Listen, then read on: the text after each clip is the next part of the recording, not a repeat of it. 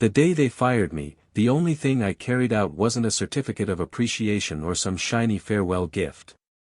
No, all I had was a battered cardboard box, corners crushed, the bottom sagging from the weight of 18 years packed into it. 18 years, reduced to a pile of fading memories and a few forgotten trinkets. I didn't say much during the meeting. I sat across from Brandon Walsh, the new CEO with a haircut more expensive than my monthly mortgage, listening to him talk about strategic cost optimization and how my role had become redundant in the current operational model. Big words to dress up the same old corporate betrayal. I think he expected me to argue, maybe beg a little. But all I did was nod, sign the paperwork. Diane from HR slid across the polished oak table, and stand up. My office, my sanctuary for nearly 2 decades, was cleared out in under 15 minutes. Turns out when you strip everything down, a career doesn't take up that much space after all. As I stepped into the elevator, cardboard box in my arms, the weight of it seemed to press against my ribs harder than I could breathe. The ride down was quiet, except for the mechanical hum and the faint buzzing of the overhead lights. I stared straight ahead, eyes fixed on the dull metallic doors, watching my reflection, older than I remembered, tired in a way sleep couldn't fix. When the doors slid open in the lobby, Mark Stevens was waiting by the front desk. His tie was loosened, sleeves rolled up like he'd just walked out of a battle he didn't know how to win. Mark had been my right hand through more crises than I could count, the kind of guy who never asked for credit but always did the work. As I passed him, he leaned in just enough and muttered under his breath, "Without you, they'll find out soon enough what hell really looks like." I paused for half a second, considered turning around, saying something profound. But what was left to say?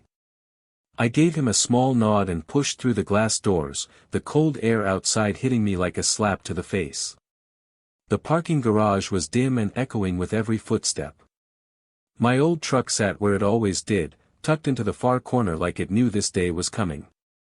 I slid the box onto the passenger seat, shut the door with a low groan of rusted hinges, and just sat there for a minute. That's when I noticed it, half hidden under a stack of old project notebooks and a cracked Veltria coffee mug. A small, unmarked USB drive. Plain black plastic, no label, nothing to suggest it held anything important. I picked it up, turning it over between my fingers, trying to place it. I couldn't remember the last time I saw it, or why I'd have kept it. My mind ran through possibilities. Old system backups. Personal files. Or maybe it was nothing at all, just another forgotten artifact buried under years of overtime and unpaid weekends. For a moment, I felt this irrational urge to plug it in immediately, to see if the past held anything worth salvaging. But then the exhaustion settled back in, heavier than the box sitting beside me. As I started the engine, the old truck rumbled to life like it was protesting the weight of another burden. Outside, the sun was setting low over Lake Ontario, casting the water in molten streaks of copper and gold. It was beautiful, in that cruel way endings always are, brilliant and brief, before the darkness takes over. My phone buzzed once against the console. I didn't bother looking.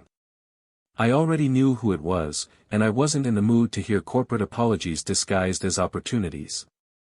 For now, there was only the road ahead and the mystery of that forgotten drive sitting quietly beside me, like a question I wasn't ready to answer. Not yet. It didn't take long for the calls to start. 3 days after I walked out of Veltria's glass tower for the last time, my phone lit up with Brandon Walsh's name. The first time, I let it go to voicemail. Then came Diane from HR, sounding remarkably cheerful for someone reaching out to the guy they'd just cut loose. By the end of the week, the calls weren't subtle anymore. Brandon's voice on the messages grew less polished, more frayed at the edges. "Ethan, look, we're running into some complications with the tenant portal. The junior team is a little out of their depth. Nothing major, just, if you could give us a quick consult, we'd really appreciate it." I didn't return the call. On the 5th day, my phone rang as I sat on the back porch overlooking the lake. Steam curled lazily from the mug in my hand. The number flashing across the screen was Brandon again. Persistent, I'll give him that. I answered this time. Not because I felt generous, but because, frankly, I was curious how far he'd push this. Ethan. His relief was almost tangible through the line. Glad I caught you. Listen, we're prepared to compensate you for your time, very generously, I might add, $300 an hour, minimum 4-hour blocks. Just a temporary thing to help guide the new team through some transitional issues. I stared out at the horizon, where the sun was burning its way toward the water, slow and deliberate. I took a sip of coffee, the warmth grounding me in that moment of perfect control. Then I spoke, my voice calm and even. Brandon, I appreciate the offer. But I've already got somewhere else that needs me. Thanks for the call. And with that, I hung up. No explanations. No bargaining. Just silence on the other end of a line that had grown far too accustomed to people saying yes. That night, after the last traces of daylight slipped away and the house settled into its quiet hum, I found myself sitting at my old desk with that mysterious USB in hand. It felt heavier now, like it carried more than just data, like it held a piece of me I'd forgotten. I plugged it into my laptop, half expecting corrupted files or some forgotten tax documents. But what popped up wasn't junk. It was the design. The one I'd sketched out during those late nights when the official budget didn't have room for dreams. An advanced property management system, modular, scalable, secure. A framework that could have transformed Veltria's aging, brittle infrastructure into something state-of-the-art.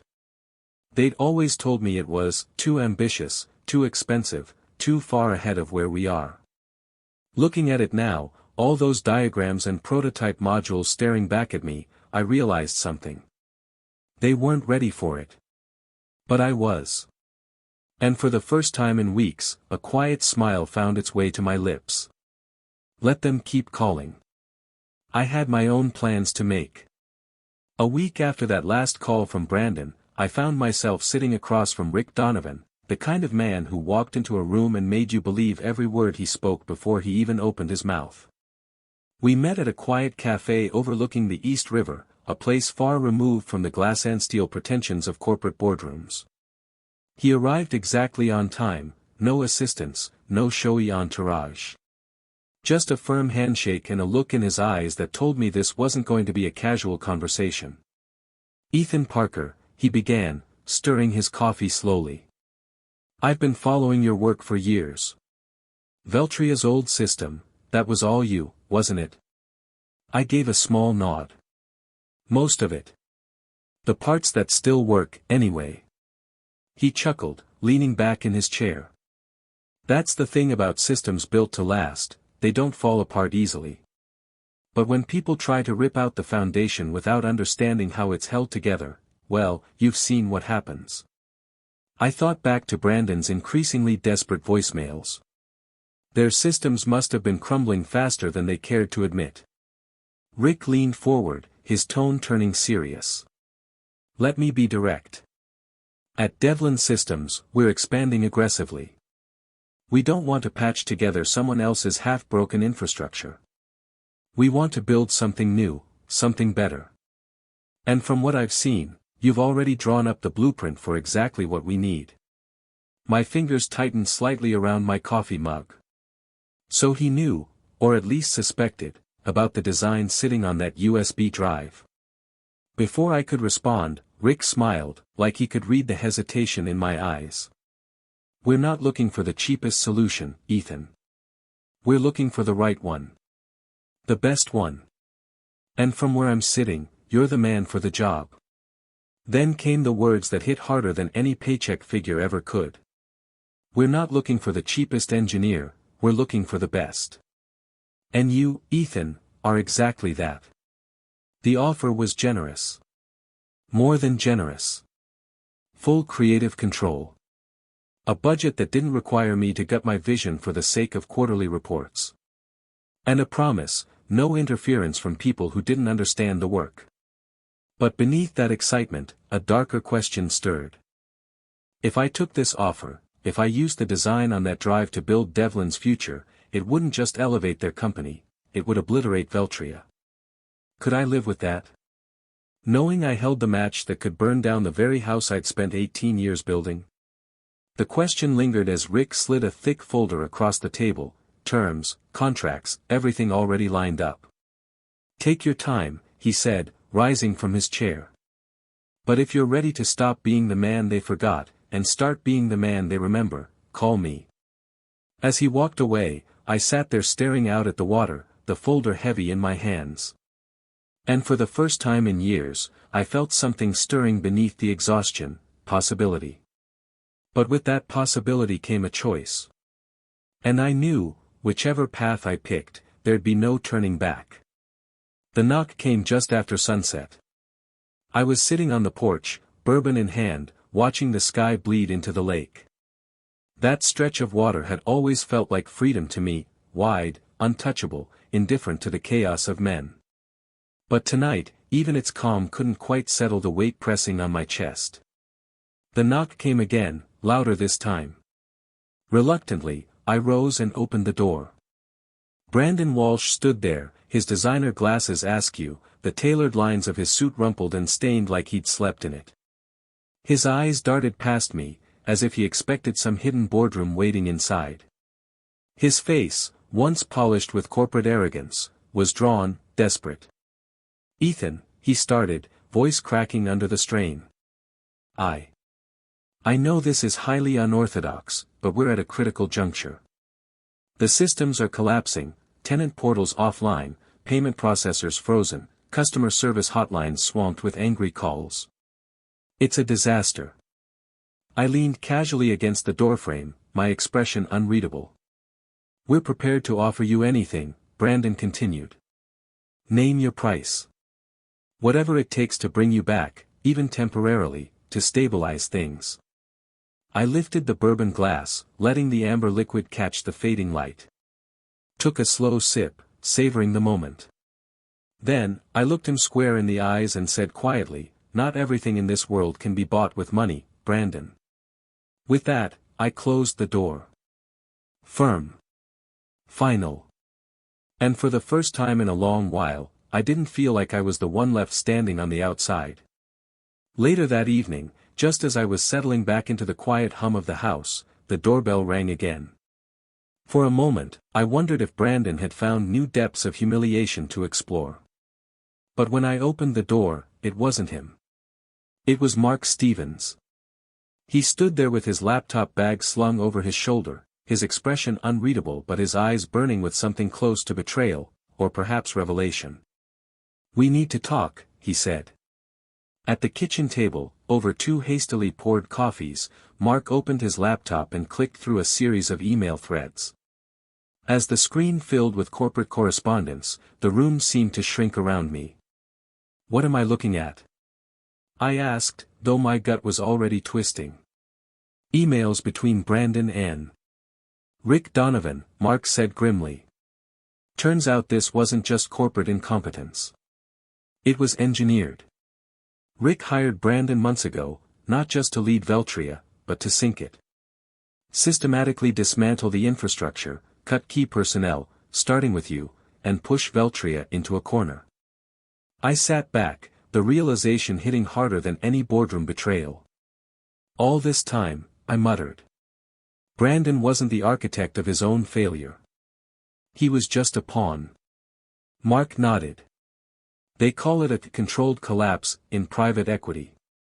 Drive down the value of an acquisition target, make it look like a sinking ship, then swoop in and buy it for pennies on the dollar. And I'm guessing Devlin Systems is preparing to do just that." "It's already in motion," Mark confirmed. "The buyout paperwork is being drafted. You were never just a casualty, Ethan, you were a strategic obstacle they had to remove to make this happen." For a long moment, I sat there in silence, the pieces falling into place. The generous offer from Rick, the timing of their interest, the budget with no strings attached, it wasn't about giving me creative freedom. It was about ensuring I built for them while Veltria burned. And now, the question wasn't just whether I could live with it, but whether I wanted to play their game, or change it entirely. I glanced back at the laptop screen, then at Mark. You sticking around Veltria? I asked. He shook his head. Place is done. Half the team already walked out. I'm thinking it's time to build something that actually lasts. I took a deep breath, eyes drifting toward the lake again. Yeah, I muttered. Maybe it's time we do just that.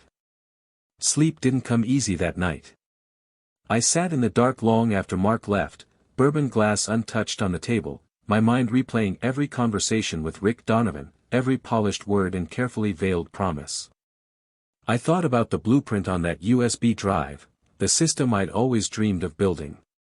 The one Veltria never had the vision, or the courage, to support. Now I had everything I needed. Unlimited budget. Full control. A company poised to dominate the market with my name etched behind the success. But at what cost? If I went along with Rick's plan, I'd be complicit in the same game I'd resented my whole career, profits over people, short-term wins over lasting value. I would become exactly the kind of man who had sat across from me and told me I was too expensive to keep. The lake outside was still as glass. And in that silence, I found my answer. I didn't want to burn bridges or build empires on the rubble of failed companies. I wanted to build something that lasted. A system not just for efficiency, but for people. For the engineers who would come after me, so they wouldn't have to navigate the same undocumented nightmares I had. The next morning, I called Rick. Ethan, he answered smoothly. I trust you've made the right decision. I have, I said. But on my terms. A pause. Then a quiet, interested, go on. If we're doing this, we do it right. Full documentation. Proper training for every engineer who touches the system. No cutting corners, no single points of failure. This isn't going to be some black box product that falls apart in 5 years. And if that's a problem, walk away now. There was another long pause before Rick chuckled lightly. You really don't play the game like the rest of them, do you, Ethan? No, Rick. I don't. And for the first time in a long time, I felt at peace.